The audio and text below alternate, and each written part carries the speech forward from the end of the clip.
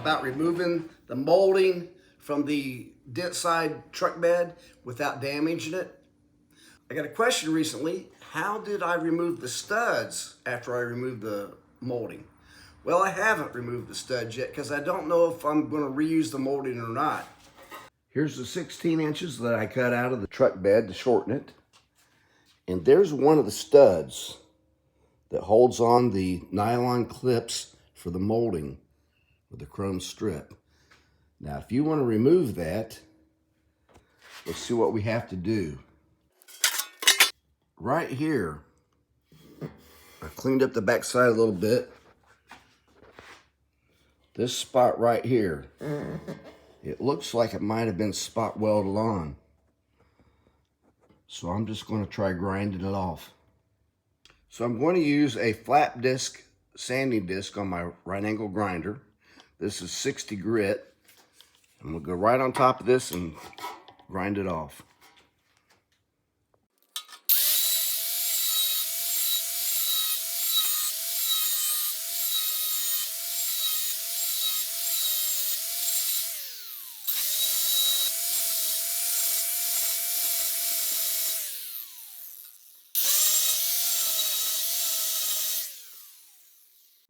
So I've ground it off.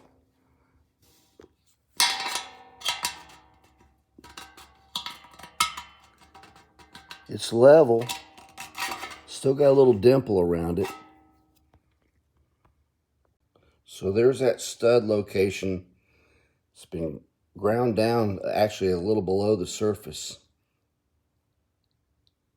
The first one I just ground off with a flat disc. Next one, I'm going to cut the top of it off with a Dremel tool. Then I'm going to grind the rest of it off.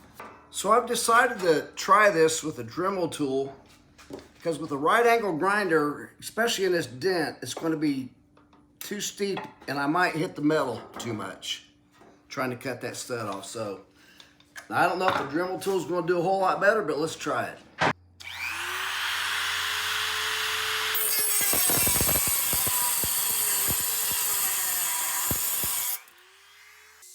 It cut it right off of there. So now I can use a flat disc to get the rest of that stud.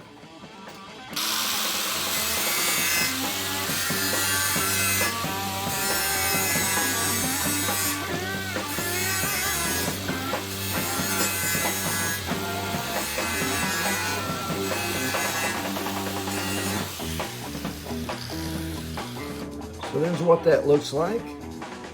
And here's the first one I did.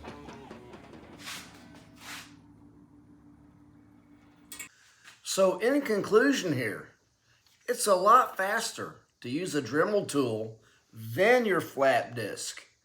It took 1 minute and 20 seconds with a flat disc alone.